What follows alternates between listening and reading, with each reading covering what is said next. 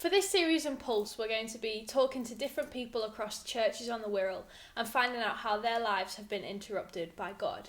And so today I'm joined by Caragh. Hello. Caragh. So tell us a little bit about yourself, who you are and where you're from. So I'm Caragh. I go to Maitland Church, this church here, and I currently go to Caragh University. Amazing.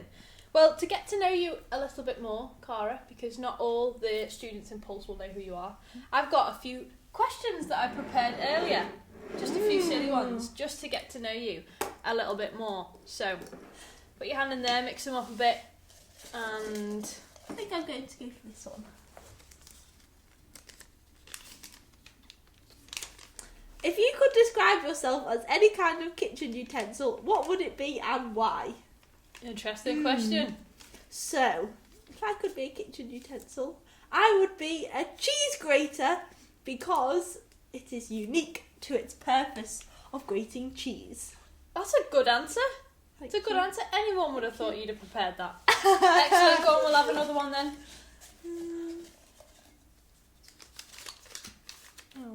Oh, who is your favourite superhero and why?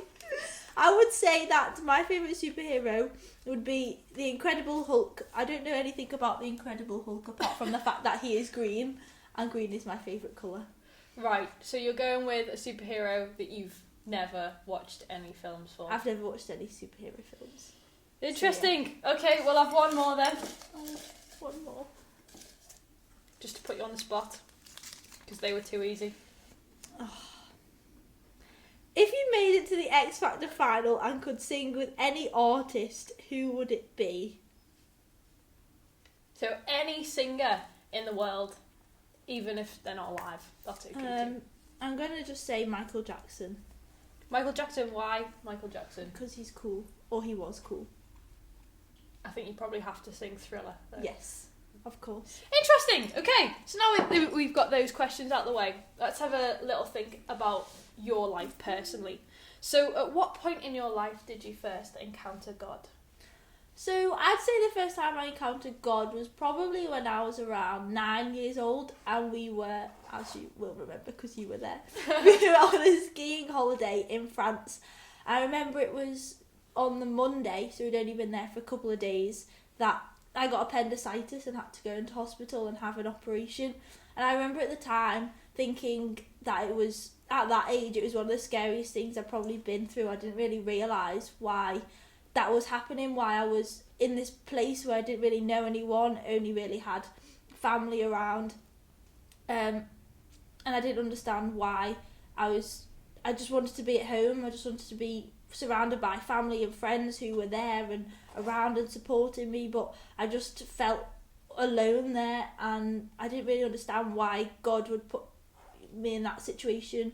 But it was only when I realised, when we came back from that holiday and various things happened, that I could see how in that moment, even though I didn't understand what was going on or why that was happening, that God knew that, and he was going before me in that situation, and he knew what was best, and he had me right at the palm of his hand when I didn't even realise.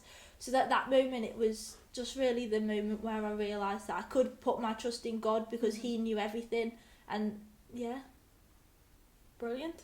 So then, since that moment where you were on holiday in France, I know you've kind of explained that a bit, but how has the way you lived your life changed?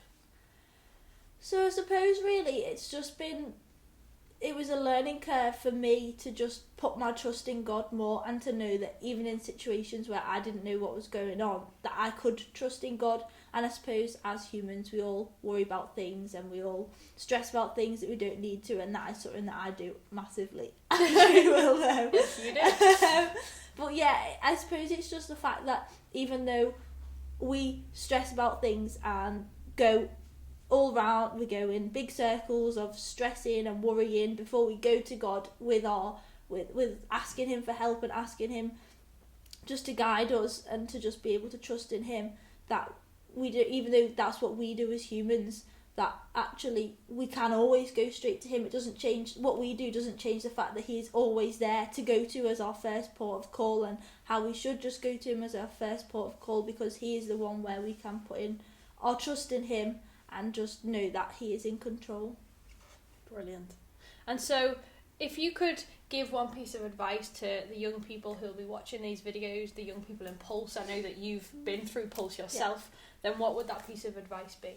I suppose the piece of advice I would give to them is just to keep your eyes on Jesus and keep your eyes on the God who loves you and the God who cares for you.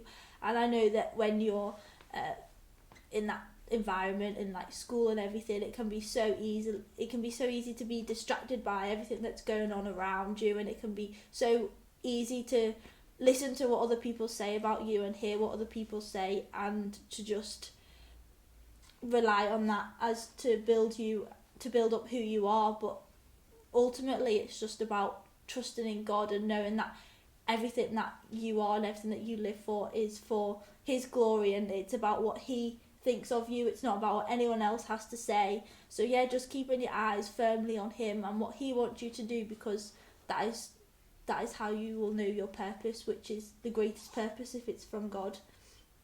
Great. So, yeah. So great answers there, Caragh. Thank you very much for sharing with us.